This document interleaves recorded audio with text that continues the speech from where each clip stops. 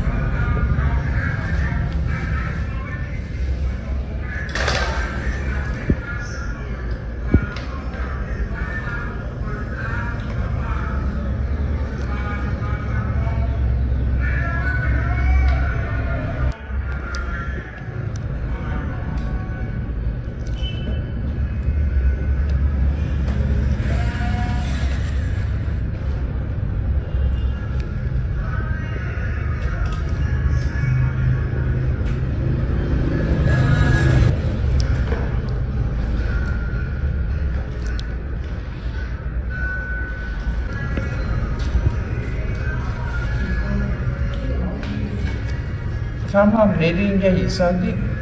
Değil bu insan.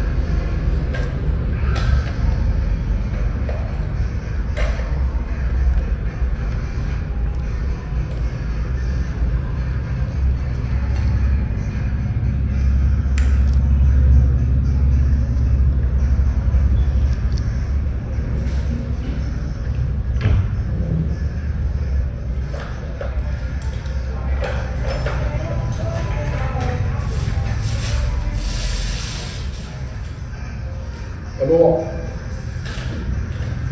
Alo. Ai đấy à? Dạ boss, yeah.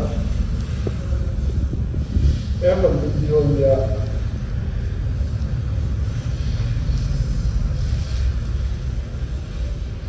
Em đang ngoài Hà Nội gì? Dạ boss. Dạ.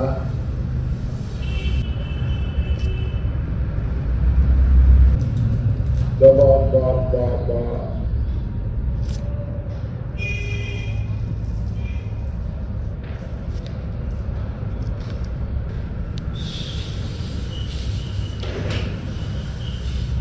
chị quay giúp em một đoạn video đó quả để em gửi sang cho bên Hảo ấy chị.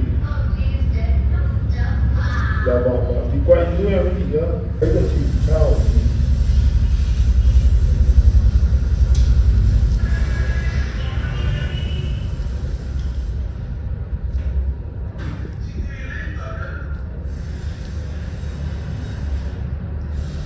Màn hình cũng lên được chị. Dạ vâng.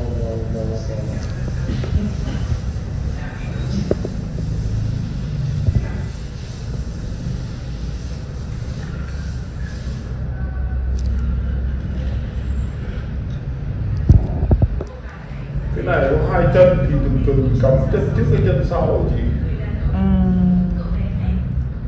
Đúng rồi, cái nớp với lại cái đó, đúng rồi, Thì cắm cái nào? cắm cái trước á. Cắm cái này á. Cái này luôn được.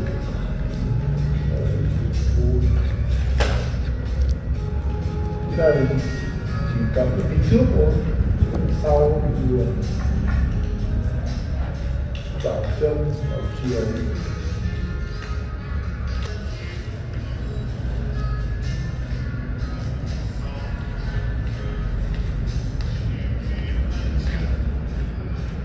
Mũi nhiều lắm mà Thì lột sáng ẩm.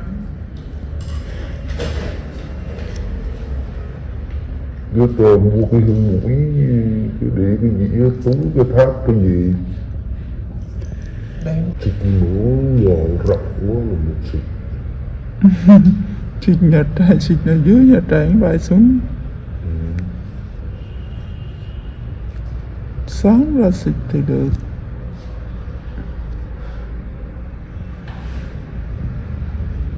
thác mũi bò thằng bò cái xong cỏ đây chịu nổi.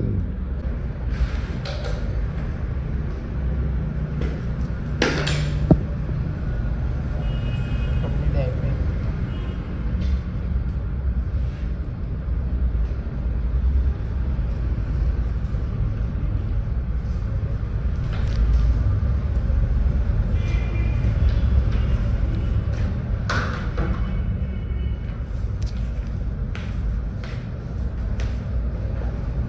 Motor Reviews Channel.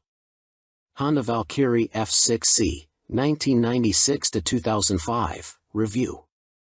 Basically a stripped-down Honda GL 1500 Gold Wing, with lower gearing and 6 carbs. The Honda F6C Valkyrie is actually reasonably good fun to ride, and some might say it's best-made motorcycle in America. The Honda Rune 1800 looks like some kind of Dan Dare spacecraft, mental. Ride quality and brakes. Here, the Honda F6C Valkyrie surprises many riders. So long as there's plenty of advanced planning, the motorcycle can be made to go around a corner fairly fast, for a cruiser, and still offers a luxurious ride on motorways. The Honda Rune 1800 is more ponderous, but then you'd want to travel slowly so people could stare for longer. The Honda Valkyrie's big problem for many cruiser riders is that it just isn't a V-twin. Instead, a burbling flat 6 Honda GL 1500 Gold Wing motor seems to sanitized for most, too damn quiet. Sure, the Honda F6C Valkyrie's 100 brake horsepower motor is enough to send the thing whizzing along in unfeasible speeds, but it's easily out-accelerated by the Triumph Rocket 3, any old Yamaha VMAX, and a whole boatload of rival power cruiser motorcycles these days. The Rune 1800 isn't really any faster. The Honda F6C Valkyrie rarely goes wrong, ever. It is a beautifully made motorcycle, with lavish chrome, thick paintwork and an engine that can cover 100,000 miles with basic oil/filter changes. The main problem with the motorcycle is keeping its hundreds of nooks and crannies clean. Double that cleaning time on the Honda Rune 1800. Our Honda Valkyrie FC6 owners' reviews show a very reliable bike, which is the norm for Hondas. For most of its life it was available as a personal import from the USA, and there aren't that many around, which keeps resale values high. Honda F6C Valkyrie motorcycles with the hard luggage touring kit on seem to be sought after. Buy a good used motorcycle and you can 5 years biking for about $2,000 in depreciation. The Honda Rune 1800 costs big bucks and is for lotto millionaires and poseurs only. Huge brakes, beefy forks and a proper two-person saddle are some of the useful features on the Honda F6C Valkyrie. It could use the reverse gear of the Gold Wing and there's no screen as standard on the Honda F6C Valkyrie. Naturally, there's a whole phone book of accessories to be had, from both Honda and US aftermarket motorcycle accessory suppliers. Sci-fi bodywork on the Rune looks stunning. Welcome to BBC Motor Reviews channel. KTM 1090 Adventure, 2017 on review. The chassis copes with the extra power with ease. In fact, it feels like it could handle a further 25 brake horsepower. The conventional 48mm WP forks and WP rear shock work straight out of the box. The forks are non-adjustable, but on our test route that didn't pose any problems. A 170 section rear tire and the 1090's relatively low weight enable it to be hustled with ease. Boring it certainly isn't. Unfortunately, we had less than ideal conditions to test the new 1090, but wet riding did highlight the bike's rider friendliness and near-perfect fueling at low speeds.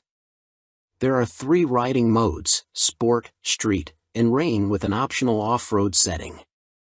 Each mode changes the engine characteristics and level of traction control intervention. Although it's called the 1090, the engine is the same 1050 cubic centimeters motor as used in the outgoing 1050 Adventure. In the old model, KTM restricted it to 95 brake horsepower, but they've unleashed an extra 30 brake horsepower for the 1090, pushing peak power to 125 brake horsepower and torque to 80.4 ft-lb. On the road, it deals like KTM have thrown a bottle of vodka into the punch bowl along with a dozen cans of Red Bull. The 1090 is much livelier and more fun to ride, yet still has the ease of use of the original 1050. Confusingly, KTM also offer a 95 brake horsepower version of the 1090, which can then be restricted further to 47 brake horsepower for those on an A2 license.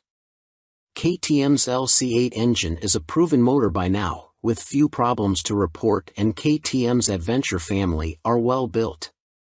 The 1090 Adventure comes in much cheaper than the more premium competition, without skimping on quality. The standard price of £11,299 is good value, although the bike we tested would have cost £12,800. As the 1090 is the baby of the Adventure range, the spec doesn't quite match that of its bigger brothers, but you do get 3 riding modes as standard: Sport, Street, and Rain. An off-road setting can be unlocked with the optional off-road pack, £243 and 78 pence. Traction control and ABS are standard but not lean sensitive, and the TC can't be deactivated on the move. Old-style clocks remain. Welcome to BBC Motor Reviews channel. Cines Akuma 125, 2022 on review. Priced at £2,599, the Akuma significantly undercuts the popular Honda MSX 125 Grom, which is its obvious target. And though my preference is for traditional-looking bikes with a retro feel, like the WK Scrambler or Cines's own Outlaw, after riding the updated Akuma, I'm genuinely impressed. Ride quality and handling are altogether spot on, and though not the outright fastest, it's plenty quick enough. Yes, perhaps the seat leans you a bit too far forwards, and at 6 foot tall my knees are a bit high, but this aggressive style and involving feel make the Akuma a confidence-inspiring and solid first ride for any newcomer. If I wasn't a skint student on part-time wages, I'd buy one without a moment's hesitation. Can't say much more than that. For 2022, the Cines has larger 14 inches wheels, upgraded from the previous 12 inches. Still small, they improve handling and give a stable feel around corners, while still making the Akuma very agile at low speed and in close quarters.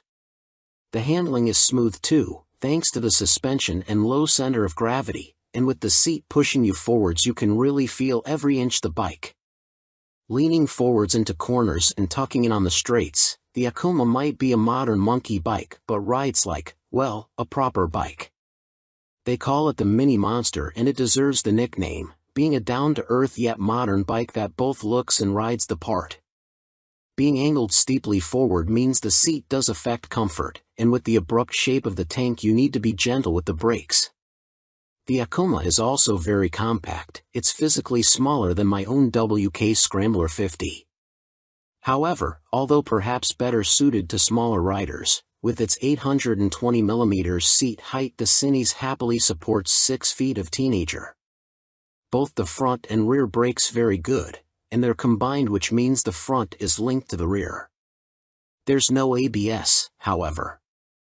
Being air-cooled instead of liquid-cooled doesn't really match the modern style of the Akuma, and with 9.7 brake horsepower it's not as powerful as other more modern bikes. However, this also means welcome simplicity and you'll get your money's worth of reliability. It's also fast enough. Accelerating sharply and with a more than adequate 67 miles per hour indicated top speed, the Akuma feels swift and has the smoothest, easiest gear change of any 125 cubic centimeters bike I've ridden. Most noticeable of all the Akuma's features is the 3-tiered exhaust.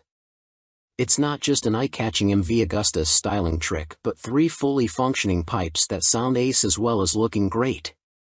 With aggressive shapes, new blacked-out finishes, steel trellis frame, which is non-structural, and its raised tank giving the look of an arched back and so resembling a big cat, go on, imagine, riding the Akuma makes me feel like I stand out from the crowd.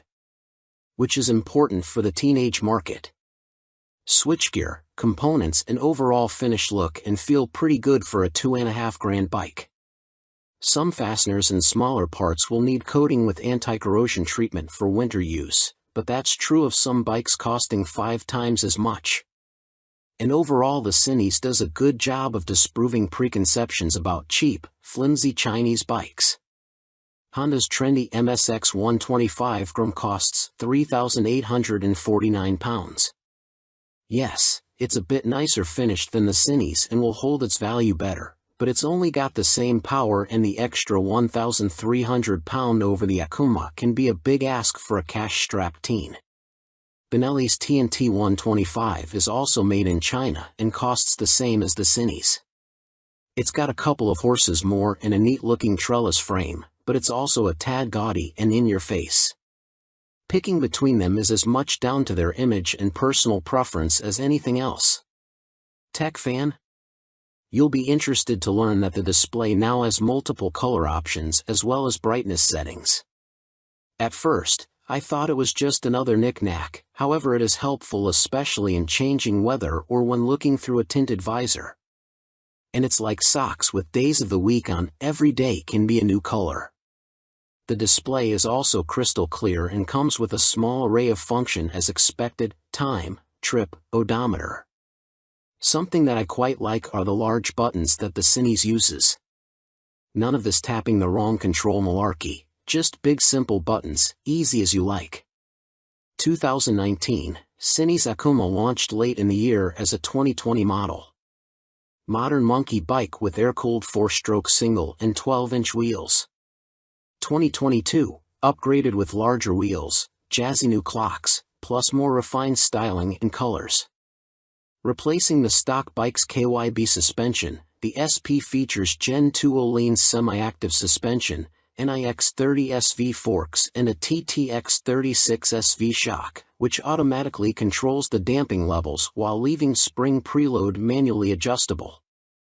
Featuring spool valves rather than traditional needles valves, which Öhlins claim deliver faster adjustment and a more accurate responsiveness at the low and high ends of the adjustment range, the SP suspension can be set in one of 3 semi-active damping modes, A1, A2 or A3, or one of 3 manual setting, M1, M1 or M3, which remove the semi-active function and allow fixed damping settings to be selected via the dash.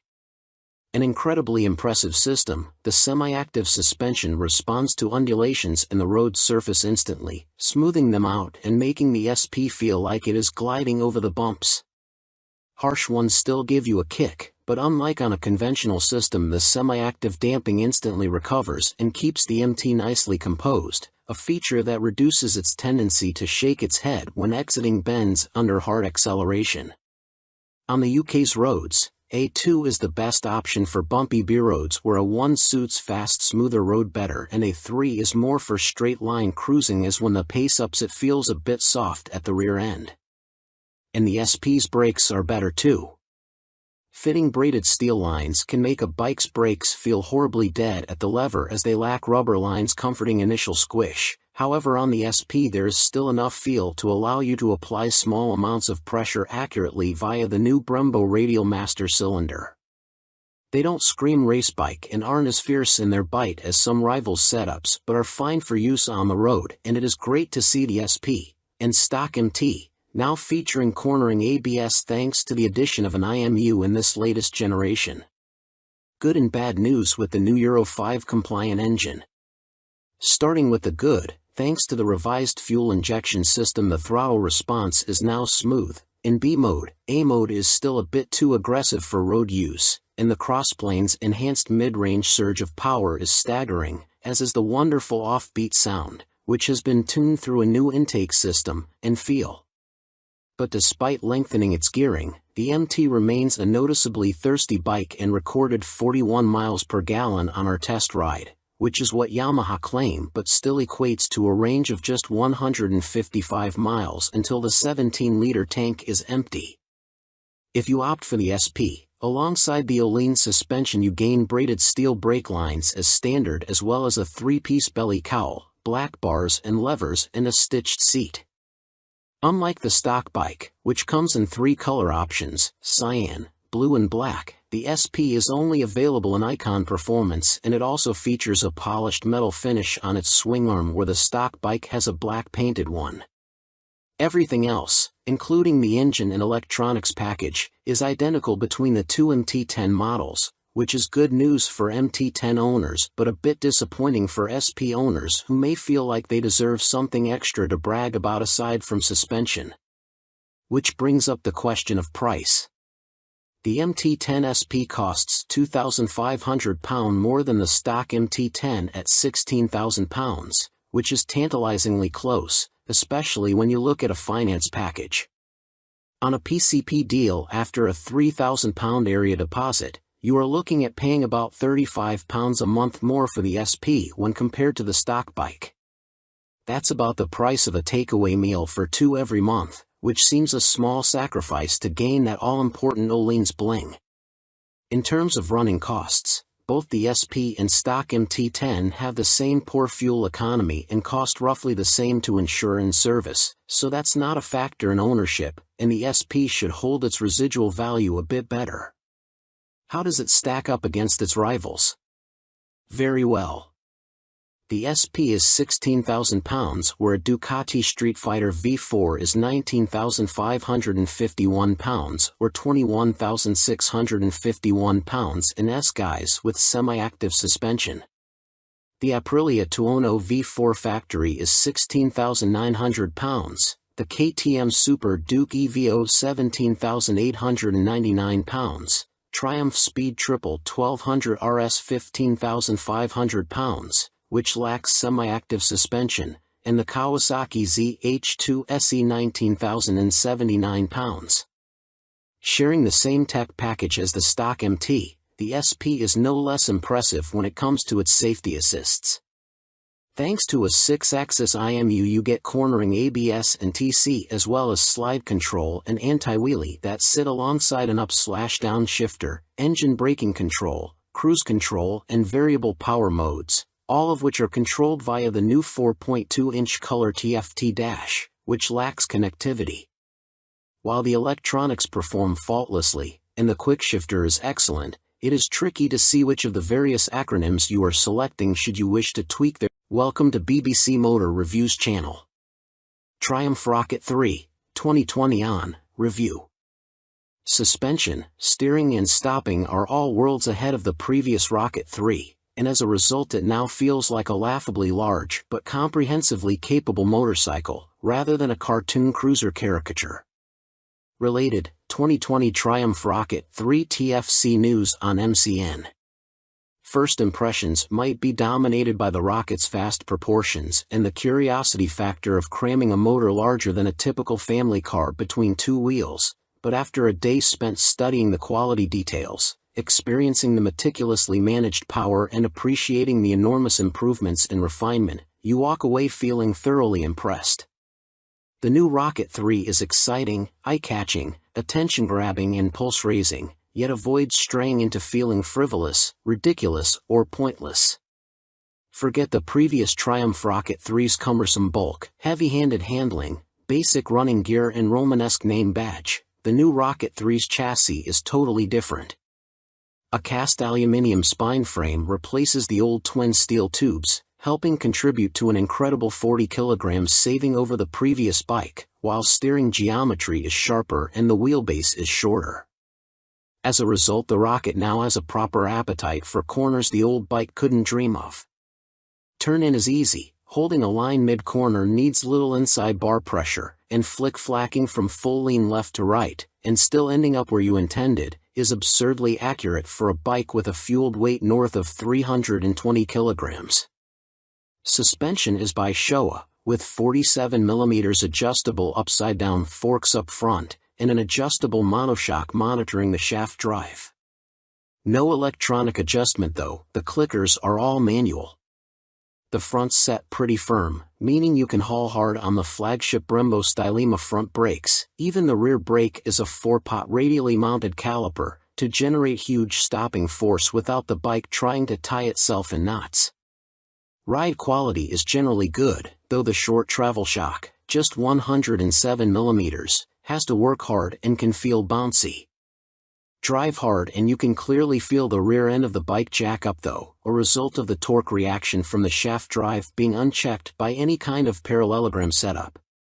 The Rocket 3 comes in two flavors, Roadster R and Touring GT, with the main difference being riding position. The R has a higher seat, mid-set foot pegs and narrower bars, giving a more aggressive Street Fighter stance, while the GT's lower seat, feet-forward controls and wider, higher bars give a relaxed, cruiser feel. Everything is transferable between the bikes, meaning you can create whatever kind of muscle power touring cruiser you like. Into the bin goes the Rocket 3's 2,294 cubic centimeters triple, replaced by this all-new, gruntier, smoother, cleaner, stronger and smaller 2,458 cubic centimeters engine. Huge 110.2mm pistons eclipse the old 101.6mm items, while stroke is significantly reduced, down from 94.3 to 85.9mm, allowing Triumph to make a shorter motor. Peak torque is identical to the previous Rocket 3 Roadster, at 163 lb-ft, but the new motor holds onto that grunt for longer as revs climb. Where the previous Rocket's torque curve fell away sharply above 2500 RPM, the new motor has a much fatter, flatter delivery. As a result, headline power is up to 165 brake horsepower. But as ludicrous as that might sound, the reality is that it's immensely easy to use. All that prodigious power is carefully controlled by the ride-by-wire throttle and predictive, lean-sensitive traction control, while output is restricted in lower gears and top speed is electronically limited to 138 miles per hour. It's a beast, but one of those big, fluffy, gentle, cuddly chaps from a Disney film. The colossal torque spread means you can ride it however you like. Plunk it in one gear and dip into the immense grunt from 2500 to 5500 RPM if you're feeling lazy, or chase the 7000 RPM redline and work the new sweet-shifting 6-speed gearbox for maximum thrills. There's even an optional two-way quickshifter in Triumph's accessory catalog, if you like changing clutchlessly. It's a completely new machine from nose to tail, so only time and miles will deliver a verdict on reliability. Service intervals are set at a car like 10,000 miles, suggesting the motor is in a fairly mild state of tune and Triumph have confidence in it. Looking over the bike in the metal, everything appears high quality, as you'd expect for 20,000 pounds. The exhaust headers are a particular highlight, the welds look neat, while the hydroformed curves are apparently a huge pain to produce. Everything seems tucked away neatly, there are no vulgar cables or hoses dangling about anywhere, and wiring runs inside the handlebars. Details like the Monza-style petrol, coolant and oil filler caps are pleasing, while the clever flip-out pillion pegs are a neat design. Our Triumph Rocket 3 owners' reviews show there have been some issues for some buyers, in particular corrosion, electrical and mechanical problems. Seemingly the rear brake can often stop working, for example, and needs attention from a dealer. Have a good read through before going for a test ride. Clearly it's not a cheap bike, though an ultra-capacity extreme muscle cruiser never was going to be. The Rocket 3R is 19,500 pounds on the road, that includes almost all the gadgets, apart from the two-way quickshifter and the heated grips. The GT version, which includes the heated grips, a fly screen and a pillion backrest, is 20,200 pounds. Both are roughly on a par with Ducati's Diavel 1260S, 20,041 pounds. A Harley-Davidson Fat Bob 114 starts at 15,825 pounds, but doesn't have a fraction of the Triumph's tech, torque, pose or poise. If you want to go properly left field, a Moto Guzzi MGX21 is 19,999 pounds. Running costs probably won't be any kinder on the wallet. Triumph claimed the motor returns 41 miles per gallon, but our test ride suggests it's closer to 35 miles per gallon. That 240 section, 16-inch rear tire isn't cheap either. Sign picking the bike up in March I have had a headlight replaced under warranty, main beam sticking on, and the second which has really put me off was the rear brake losing all braking power. It has been back to my dealer who changed the fluid for a better one but was told that Triumph know there is an issue and they are working on it. I thought anything to do with brakes on a 163 pounds of torque monster would be the #1 agenda. First service only. The fuel economy is not bad so far, 43 to 45 miles per gallon. That is with occasional spirited riding thrown in. 2 stars is because after 6 months I was offered 13,500 pounds from the dealer to buy it back. Even WBAB offered considerably more, so not much faith in the brand and will likely be going back to BMW. Equipment. The Brembo brakes are top-notch. The stopping power and feel is superb, the ride comfort is less so. I am a big old guy and no matter how I try to adjust the rear suspension the ride is harsh on anything but smooth tarmac. The roads in Herefordshire where I live are amongst the worst in the UK and backache sets in after about 2 hours. I have purchased an Airhawk DS seat pad which has transformed the comfort but it's still not all day comfy like my old Rocket. The tank is so wide you have to ride legs apart which at motorway speeds the wind blast makes your hips ache trying to keep tucked in. In the end I made and fitted a pair of Perspex front fork air deflectors to solve the discomfort. I didn't go for the quick shifter or the navigation package as for me they don't offer much in the way of the overall riding experience. The TFT display is good but on some settings it is too fussy and hard to read. I opt for the screen that shows speed, revs, gear selection and fuel status, that's enough for me. There are a few niggles with this bike that could be better. The original screen doesn't give much wind protection and the rear hugger design is total crap.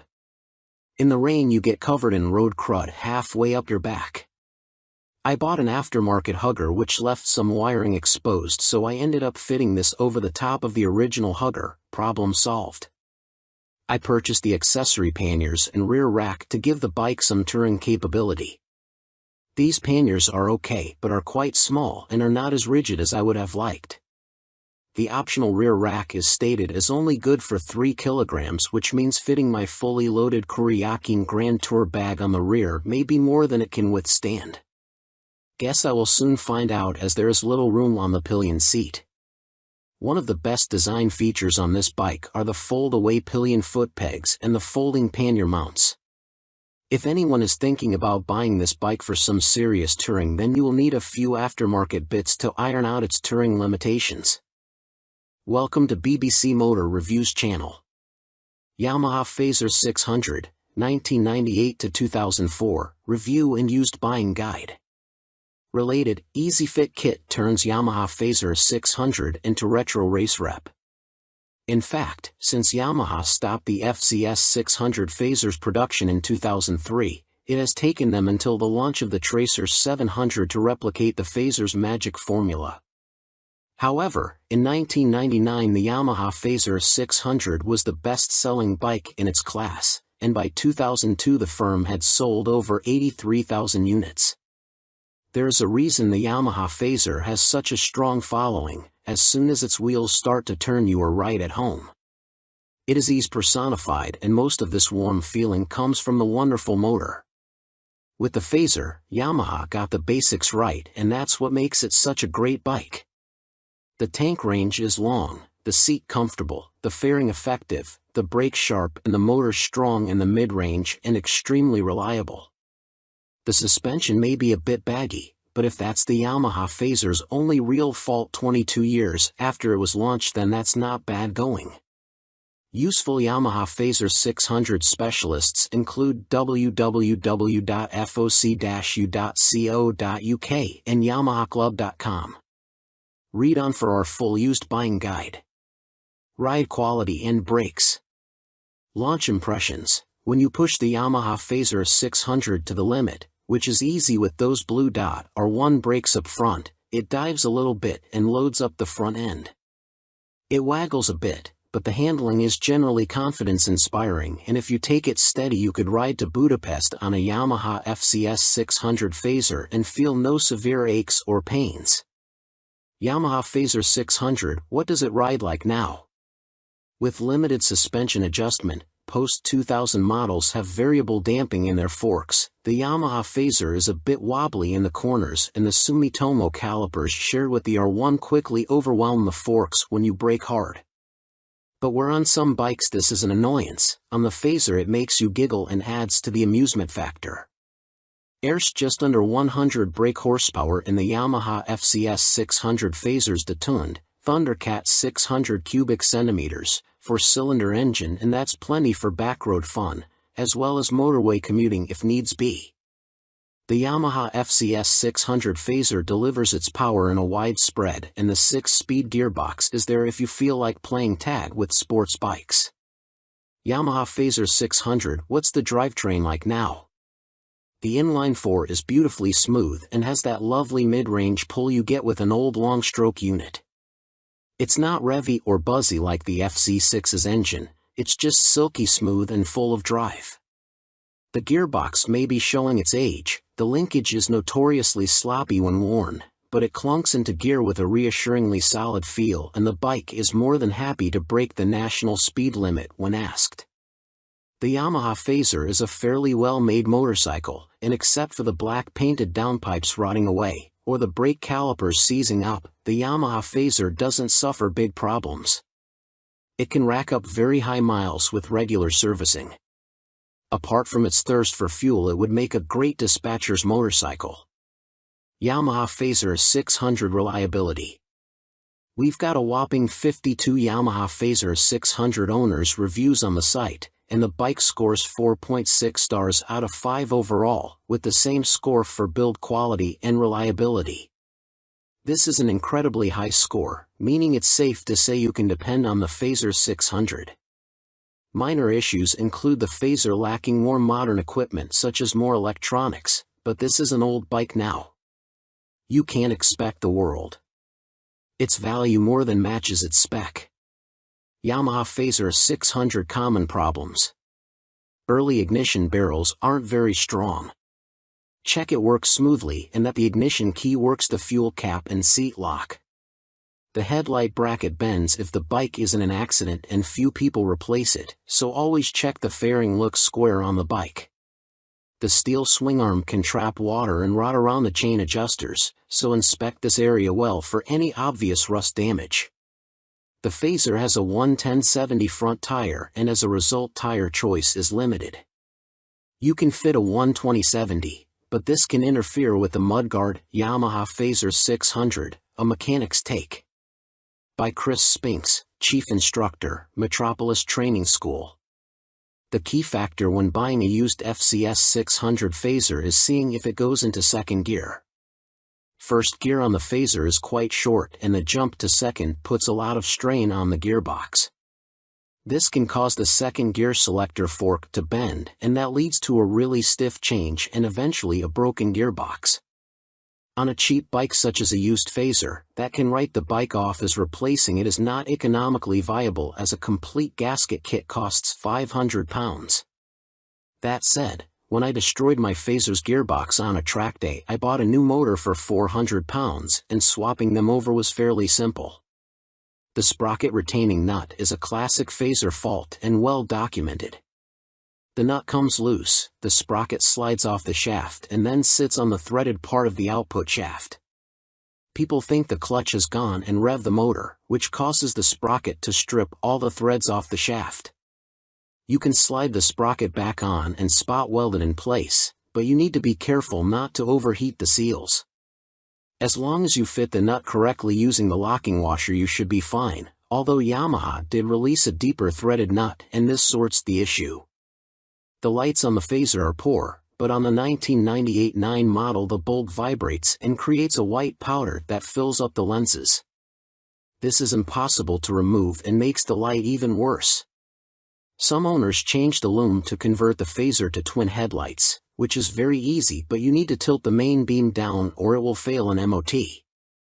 After 15,000 miles the shock will be duff. I'd recommend getting the forks rebuilt and buying an aftermarket shock. Don't be tempted to go for a stiff fork springs. I've found softer ones works better. When it comes to the finish, the paint likes to flake off from the engine's fins, so don't jet wash the engine, and check the downpipes. The motor is totally bulletproof, but the cam chain tensioner can need changing and it is a nightmare to get to. At the end of the day, a well-looked-after Phaser is a brilliant buy and totally reliable. At the training school we would see them cover over 65,000 trouble-free miles with only oil changes. Extrema Makeover, Aprilia put the RS660 on a diet for a limited edition focused model. Alongside the surprise launch of their 2023 BX450, Bimota have shed more light on supercharged Tessie Tourer currently in development. Now officially called the Terra, we first caught glimpse of the bike as a basic design sketch at the 2021 EICMA show, with a spokesperson for the Rimini firm later confirming to MCN that it would be powered by the 4-cylinder motor found in Kawasaki's Ninja H2SX range. Never before have Bimota been present in this market segment, Bimota COO, Pierluigi Marconi, said in a statement. No one has this much fun and function in one package. The Terra is an attention grabber that will act like a halo for Bimota by attracting further consumer attention to our impressive vehicle lineup, he continued. Although details remain scarce, Bimota have gone into some depth on the new steering system, which sits diagonally between a front subframe and the front wheel. There are no front forks like a conventional motorcycle, which should aid front-end stability and the ability to trail brake into a corner. This is because braking forces are kept away from the front suspension, leaving it free to deal with bumps in the road. These systems can reduce front-end feel though.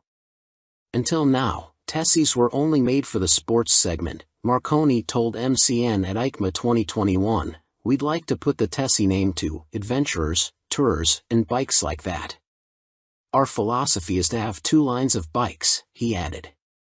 One is the Tessie line and one is for more traditional models. We like to follow the two concepts, because although a Tessie chassis has a lot of advantages, for some riders it is still too much of a novelty. Alongside the funny front end, Bimota have also confirmed that the Terra will receive semi-active suspension developed in partnership with Marzocchi. The ride height can also be adjusted either manually or electronically by 30 mm. Also expect to find 5-spoke forged alloy wheels too, which should help to keep unsprung mass down. It went from first sketch to full-size model in few months using computer-aided design, Marconi continued. You ride some bikes because you have to, but you ride these Bimota because you want to. Terra will appeal to enthusiasts of all ages because the design draws you in, and the performance keeps you there. Superior performance, BROF step up Aston Martin partnership with more powerful AMB 001 Pro. Luxury boutique brand BROF Superior have once again teamed up with supercar experts Aston Martin to create yet another outrageous, limited-run track day machine. The AMB 001 Pro made its debut at the EICMA trade show in Milan and follows in the footsteps of the first-generation €98,000 AMB 001, which entered the public consciousness back in autumn 2019 and has since sold out. The standard track-only 001 features a turbocharged 997 cubic centimeters liquid-cooled V-twin engine that sits as a stressed member in the chassis. The 175 kilograms, dry, Pro uses a CNC machined version of this unit as a stressed member with a claimed 25% increase in power to 221.9 brake horsepower. There's also carbon fiber bodywork said to be inspired by Aston Martin's 1,000 brake horsepower Cosworth-built 6.5-liter V12 Valkyrie AMR Pro hypercar. The success of its predecessor, coupled with the incredible Aston Martin Valkyrie AMR Pro, inspired us to get together again to create a new superbike, one that we know will excite our customers, BROF Superior CEO Thierry Henriette said. We are particularly proud of the new engine type, with a crankcase fully machined from solid billet aluminium, which is a unique feature for a production motorcycle. With the marked increase in power, this takes AMB 001 Pro into the hyperbike sector. Machined from AL 5000 solid billet aluminium alloy, the uprated motor also gets a new cylinder design, with wet cylinder liners for greater cooling, which should help with the longevity over prolonged hard use. Limited to 88 units in total, the Pro will not be homologated for the road and will be built by hand at the BROF factory in Toulouse, France. Orders are now being taken, with the first deliveries expected in the final quarter of 2023. The bike shown at EICMA was a prototype. It's a beautifully simple formula. Form plus technology equals performance, Marek Reichman, Executive Vice President and Chief Creative Officer of Aston Martin, said. We've achieved this fluidity again with BROF Superior for those who desire a track superbike like none other. The rider is part of this moving sculpture and will literally feel as though they are part of the track when laying atop the AMB 001 Pro. But it's not all about engine performance. A quick glance at the side profile of the Pro reveals more extreme bodywork, with a more pronounced tail, winglets, and a rear carbon disc wheel design. There's still next to no front wind protection though, which could be unpleasant at speed and take away from the riding experience. Gone is the underslung exhaust exit from the standard 001-2, with a single pipe on the right side of the bike protruding above the fat 200 section rear tire and shark-like aero wing. In a nod to Aston Martin's racing success, the 001 Pro features a striking jade green livery, with a blacked-out motor and suspension. This suspension system comes in the form of a front double wishbone setup adjustable for preload and rebound, plus a rebound and preload adjustable monoshock. Naked Ambition, CF Moto unveil NKC22 concept. CF Moto weren't short of new bikes to show us at the EICMA trade show in Milan, including this naked roadster concept called the NKC22. The bike uses an 800 cubic centimeters parallel twin engine, presumably the same KTM 790 lump used in KFMoto's 800 metric tons models, but wrapped in a lightweight, sporty chassis. This concept version is covered in forged carbon bodywork with an engine fairing that doubles up as an aerodynamic wing. Front forks are heavy-duty upside-down units and look to be fully adjustable, while at the back a stylish single-sided swing arm holds a rear wheel blanked off with carbon inserts. CF Moto reside at the economical end of the motorcycle market, and so even this concept version gets J.1 brakes rather than the full Brembos used on last year's track-focused SRC21 concept. Twin SC Project exhausts complete the aggressive, sporty look and would, from the looks of them, far exceed UK homologation noise limits, so expect something more sensible on the finished bike.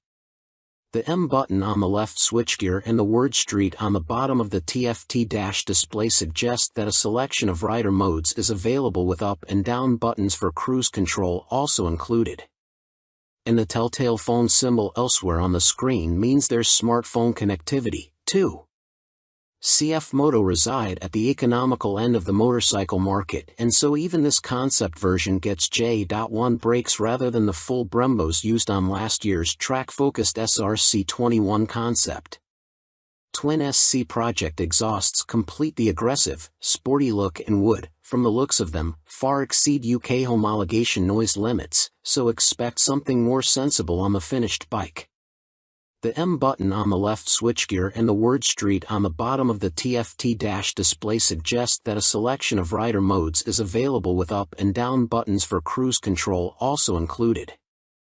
And the telltale phone symbol elsewhere on the screen means there's smartphone connectivity, too. Naked Ambition, CF Moto unveil NKC22 concept. CF Moto weren't short of new bikes to show us at the EICMA trade show in Milan, including this naked roadster concept called the NKC22. The bike uses an 800 cubic centimeters parallel twin engine, presumably the same KTM 790 lump used in KFMoto's 800 metric tons models, but wrapped in a lightweight, sporty chassis. This concept version is covered in forged carbon bodywork with an engine fairing that doubles up as an aerodynamic wing. Front forks are heavy-duty upside-down units and look to be fully adjustable, while at the back a stylish single-sided swing arm holds a rear wheel blanked off with carbon inserts.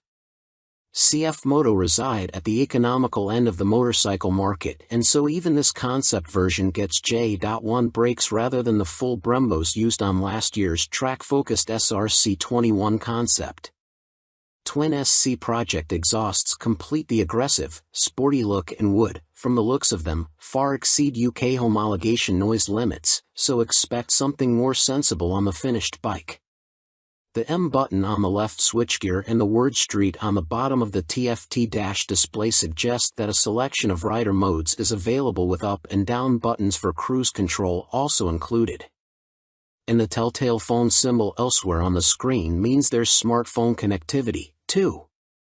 CF Moto reside at the economical end of the motorcycle market, and so even this concept version gets J.1 brakes rather than the full Brembos used on last year's track-focused SRC21 concept. Twin SC Project exhausts complete the aggressive, sporty look and would, from the looks of them, far exceed UK homologation noise limits, so expect something more sensible on the finished bike. The M button on the left switchgear and the word Street on the bottom of the TFT dash display suggest that a selection of rider modes is available with up and down buttons for cruise control also included. And the telltale phone symbol elsewhere on the screen means there's smartphone connectivity, too. Fantic released their first twin, the Caballero 700 Scrambler. Fantic has revealed their first modern-era twin-cylinder machine with a 700 cubic centimeters Scrambler joining their Caballero range. Fantic are making the most of their partnership with Yamaha, announced at the beginning of 2021, as the bike uses the 689 cubic centimeters, liquid-cooled Euro 5 engine seen in the MT-07, Tenere 700 and R7. There has been no retuning of the CP2 twin either, as Fantic claim the Caballero will hit the showrooms in April next year, boasting 75 brake horsepower and around 50 lb.ft of torque, identical to the R7 and considerably more than the 40 brake horsepower and 31 lb.ft of torque of the Caballero 500 Scrambler. Elsewhere, the 700 sports the same 19 inches front and 17 inches rear, aluminium, spoked wheels as its small-capacity sibling. The engine sits in a single backbone-style frame made from CRMO steel attached to an aluminium swing arm, giving it a wheelbase of 1,460 mm, 35 mm longer than the 500 version. One of the most immediately obvious differences between the two capacity scramblers is the exhaust system. The new 2-into-1-into-2 setup runs under the engine, over the swing arm to exit in roughly the same position. Both machines have a seat height of around 830 mm. Connecting frame to wheel will be a 45 mm upside-down fork made by VRM Marzocchi. The Italian manufacturer also supplies the rear monoshock with preload adjustment. Brembo is the manufacturer of choice for the calipers, with a 4-piston unit gripping the 330 mm front disc and a 2-piston, 245 mm setup on the rear. In another first for Fantic, cornering ABS will be standard on the 700. The system will sense the bike's lean angle and fine-tune the braking response accordingly. Traction control also makes its debut to the Fantic lineup, with both rider aids and 3 rider modes, road, off-road and custom, manipulated via a 3.5 inches TFT display with Bluetooth connectivity. A 14-liter fuel tank may be a little on the small side, although the claimed 180 kilograms curb weight should prove competitive when it comes to commuting or a bit of backlane scratching. An expected price tag of around £9,000 may put some off, although stylish looks, proven engine and handling potential could tempt many. Stuart Prestige. By Stuart Prestige. All-weather rider with a penchant for long tours and hours in the saddle. You may also like. Honda released £30,000 limited edition McGuinness 100th TT Start replica Fireblade SP. Who do you think you are, John McGuinness?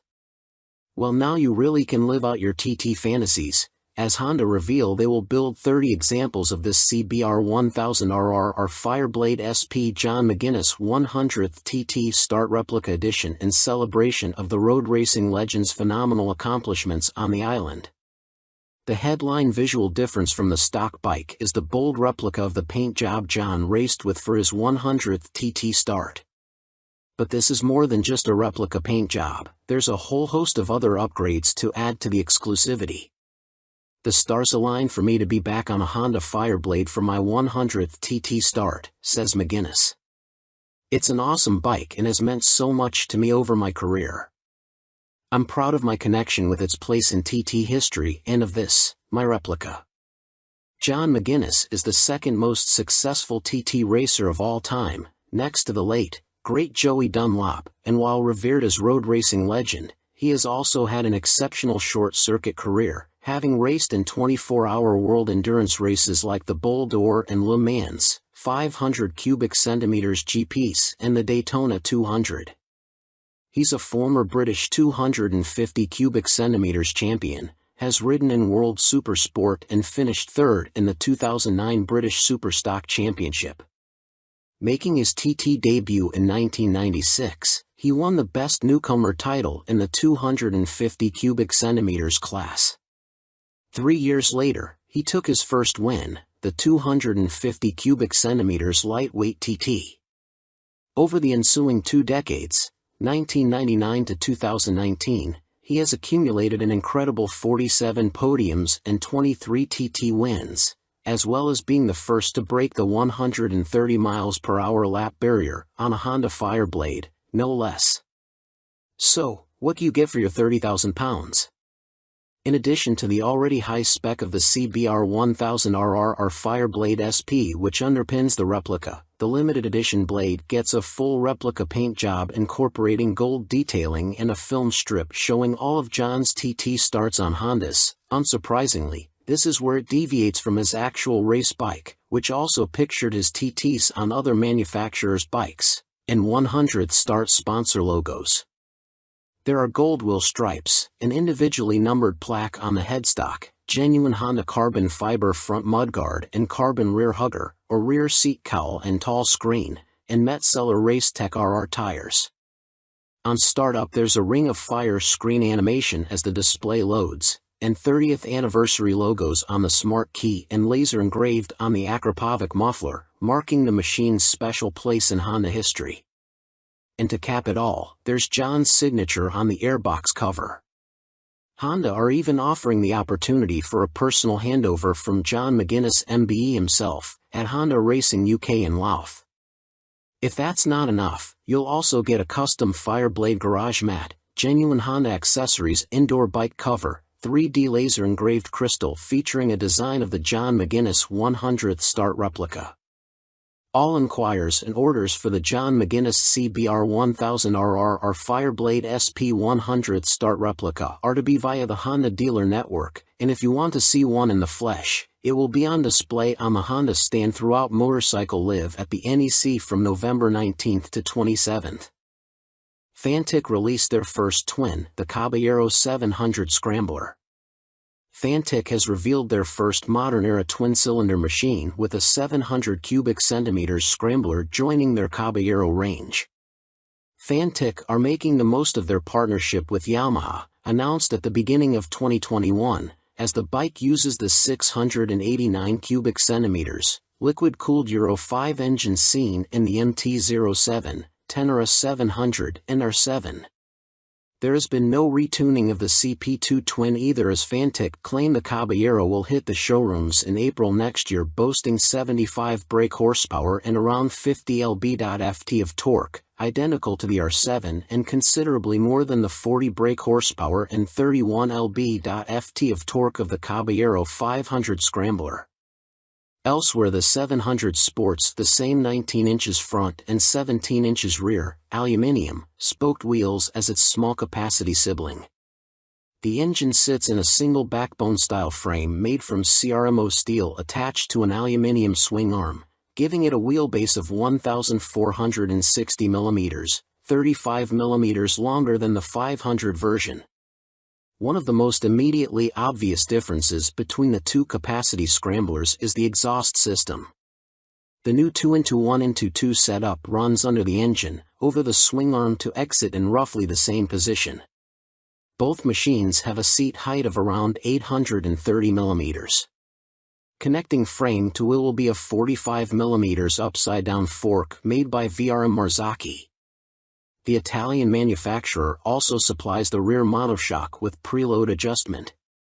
Brembo is the manufacturer of choice for the calipers, with a 4-piston unit gripping the 330 mm front disc and a 2-piston, 245 mm setup on the rear. In another first for Fantic, cornering ABS will be standard on the 700. The system will sense the bike's lean angle and fine-tune the braking response accordingly. Traction control also makes its debut to the Fantic lineup, with both rider aids and 3 rider modes, road, off-road and custom, manipulated via a 3.5 inches TFT display with Bluetooth connectivity. A 14-liter fuel tank may be a little on the small side, although the claimed 180 kilograms curb weight should prove competitive when it comes to commuting or a bit of backlane scratching. An expected price tag of around £9,000 may put some off, although stylish looks, proven engine and handling potential could tempt many. Stuart Prestige. By Stuart Prestige. All-weather rider with a penchant for long tours and hours in the saddle. You may also like 70s superbike stunner, MV Agusta Super Veloce 1000 Serie Oro. MV Agusta may not have been directly participating in the EICMA show in Milan last week, but it didn't stop them stealing the headlines with this stunning Super Veloce Serie Oro. The carbon-clad superbike uses the Brute Ale 1000RR as a base, meaning the same 998 cubic centimeters inline 4, producing a claimed 209.1 brake horsepower with a race kit installed. Inside this motor, you'll find a countershaft that rotates at twice the speed of the primary drive shaft with the aim of reducing vibrations and promoting faster cornering. You also get the same frame and single-sided swing arm, but now clad in carbon fiber bodywork inspired by MV's 1972 500 GP Racer. Sitting alongside the smaller, 3-cylinder Super Veloce 800, the Serie Oro is planned to hit dealers in the middle of next year at a price of approximately £50,000. In total, 40 elements of the bike are finished in carbon fiber, including a set of winglets that MV claim produce 39.2 kilograms of downforce at 199 miles per hour. You also get carbon fiber disc brake covers, which attempt to pay tribute to the drum brakes of old whilst also cooling the calipers, essential on a bike capable of such high speeds. MV Agusta also claim the design allows air to flow around the brakes towards the coolant and oil radiators for better temperature control. There are air vents along the carbon fairings, too. Despite the superbike credentials, the Serie Oro has deliberately been made more comfortable and less extreme than traditional circuit stars, and it features electronically adjustable Öhlins NIX forks for a high-quality ride. They are matched to an Öhlins TTX rear shock, which bolts directly to the swing arm. As you'd expect for a bike of this caliber, stopping power comes from premium Brembo Stylema monoblock calipers, which bite onto chunky front 320mm discs. You also get 5-spoke forged aluminium rims, and 4 under-seat exhausts, just unlike the company's landmark F4. In addition, there is a suite of lean-sensitive electronics, plus a 5.5 inches TFT color dash to control them, with the added option of mobile connectivity. Dan Sutherland. By Dan Sutherland. News editor, sports bike nut, and racing fan. You may also like. Vmoto range grows. Super Soco owners launch 3 new urban models at EICMA 2022. Electric scooter manufacturer Vmoto, parent company of Super Soco, have had a busy year, releasing 3 new models at EICMA, including the 125 cubic centimeters comparable e-bike, the Vmoto Soco Stash.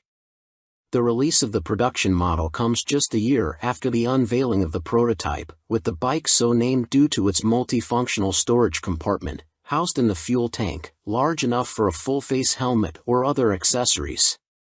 At its heart is an electric motor producing an average 8 kilowatts with a peak of 15 kilowatts.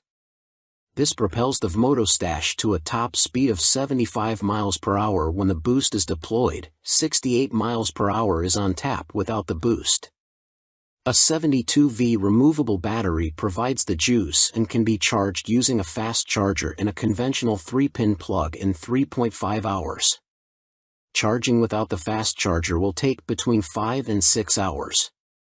No range specifications have been released, but expect it to have the same 30-mile capacity of the Super Soco TS Street Hunter, which has the same top speed capability. A newly designed swing arm pivots off a solid, lightweight frame, driving a 17-inch rear wheel. A 17-incher is also fitted on the front, and ABS disc braking is standard. A relatively tall seat height of 830 mm awaits the rider, and the Stash has a curb weight of 143 kilograms. The company also unveiled their first dirt bike-style machine, which weighs in at just 84 kilograms. The machine comes in 2 models, the Vmoto On-R, which comes with road tires, or the OFFR, which is equipped with knoblet tires. The On-R/OFFR can be set up in either L1 configuration, comparable to a 50 cubic centimeters machine, or L3, which mimics a 125 cubic centimeters. In the L3 iteration, the bike can reach speeds topping 50 miles per hour, while the L1 configuration limits the top end to just under 30 miles per hour. Vmoto claim a range of up to 90 miles with recharge times taking 2 hours for the L1 configuration and 3 hours for the speedier L3. A die-cast aluminium frame cradles the 8 kilowatts motor, producing a claimed 190 feet per pound of instant torque.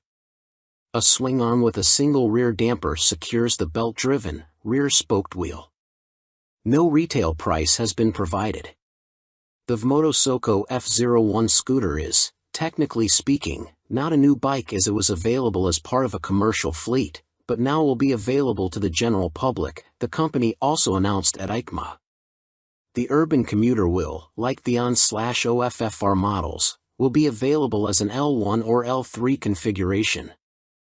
A 2 kilowatts or 4 kilowatts, L1 and L3, Motor will get the rider up to a maximum speed of 27 miles per hour for the L1 and 45 miles per hour for the L3 model. Moto claim a range of between 50 and 60 miles dependent upon the setup and riding style. The charging time of the removable battery is 3.5 hours with a fast charger using a domestic 3-pin plug or 6 hours without the fast charger. Coming in at 110 kilograms with a seat height of 855 millimeters, the F01 should prove a popular choice for city transportation. The F01 will be available in white, light or dark blue, red and black.